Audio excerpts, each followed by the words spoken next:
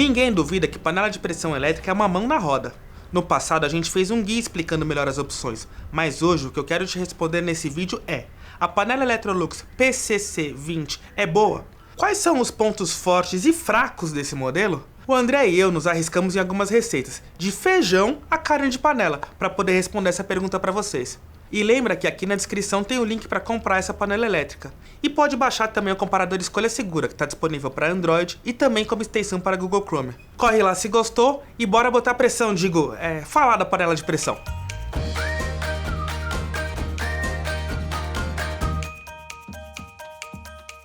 Primeiro de tudo, eu quero falar um pouco mais da construção desse modelo, porque talvez poucas coisas sejam tão importantes em uma panela de pressão elétrica do que a primeira impressão que você tem na qualidade da construção do produto.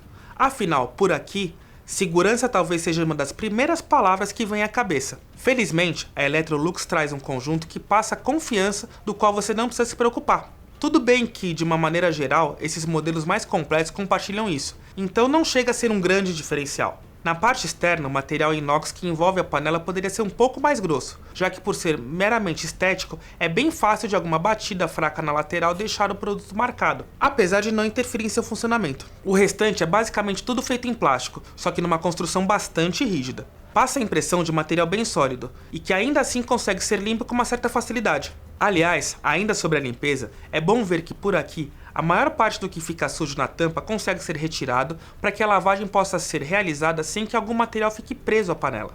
Na parte de dentro da tampa é possível ver um acabamento todo em aço inox, que entra em contato com o ferro presente na borda da panela. Por isso, apesar do entorno ser de plástico, não existe dúvida de que, onde precisa, o material aguenta a pressão. A verdade é que a gente só dá devida importância nesse quesito quando vira adulto e passa a ser o responsável por lavar a panela com cuidado.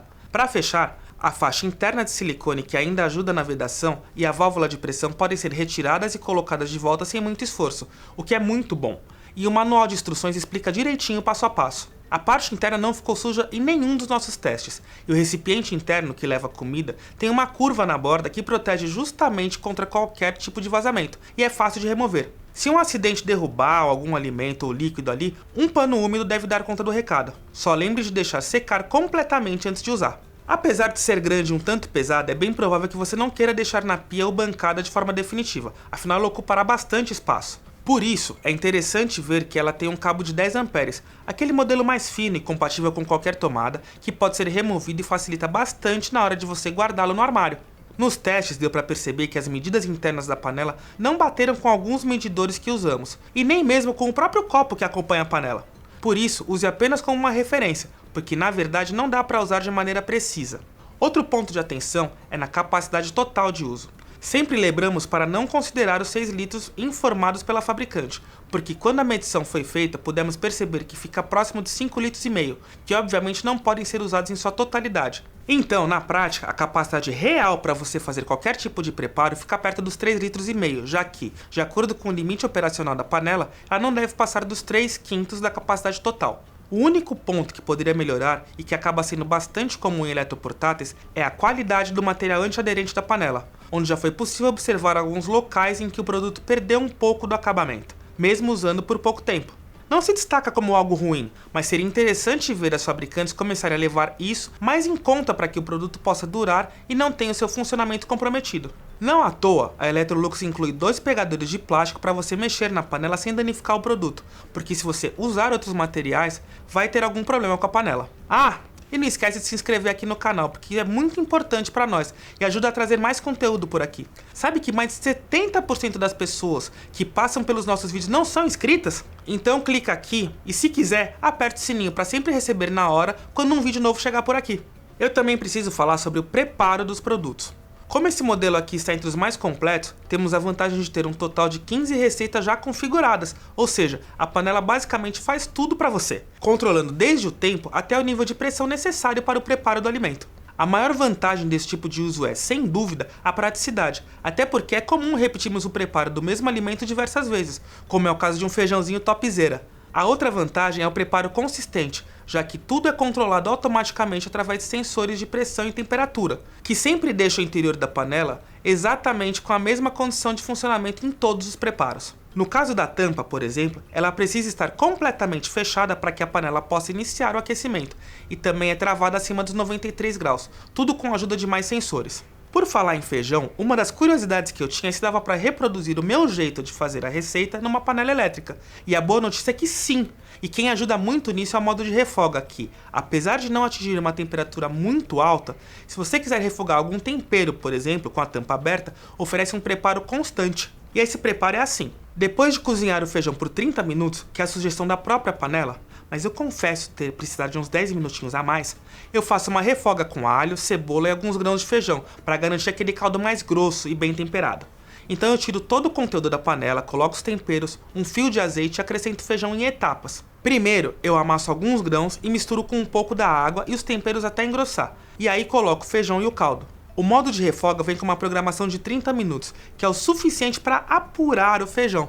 Já a carne de panela, o preparo segue uma ordem inversa. Eu preciso muito do modo de refoga aqui, para dourar o alho e a cebola e selar a carne, para que ela atinja a cor ideal, que é a primeira parte da receita, antes do cozimento na pressão com a água e os legumes, para que o prato chegue até aquele ponto onde tudo está suculento e quase desmanchando.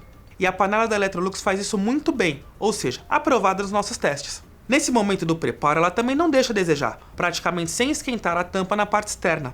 Dessa maneira, você consegue manusear tudo sem se preocupar em se queimar. O único ponto de atenção é na hora de tirar a pressão, porque, dependendo da quantidade de água que você colocou e pelo fato de não haver perda de líquido, a quantidade de vapor com respingos de água fervendo pode ser maior do que o normal. Se você precisa de um preparo específico, também é possível controlar tudo manualmente. São 3 níveis de pressão e você pode configurar o timer para encerrar o preparo do alimento. Entretanto, ela tem o benefício de poder manter o alimento aquecido com a panela fechada, preservando bastante o calor para o momento que você quer servir, e não deixando cozinhar demais o alimento devido ao controle da temperatura. Uma coisa que muita gente não sabe é que, apesar dessa panela de pressão ter 1000 watts e puxar realmente toda essa potência quando está no processo de aquecimento, ela não puxa essa carga durante o preparo todo. Nós fizemos uns testes com wattímetro e mesmo na pressão mais alta, ela não consumiu mais do que 400 watts durante 1 hora de uso. Outro parâmetro que usamos foi no preparo do feijão. Considerando valores comuns da conta de energia aqui no Brasil, aquele que vem na sua conta de luz, ficou com um custo total de 20 centavos por receita, considerando o limite da panela.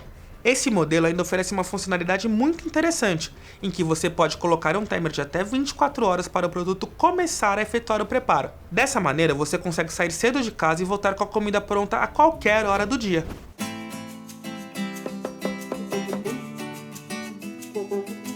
Para fechar, a panela de pressão elétrica é muito mais segura do que modelos comuns, e como a gente mostrou no vídeo, a conta de energia também não vai sofrer, graças à eficiência no preparo dos alimentos.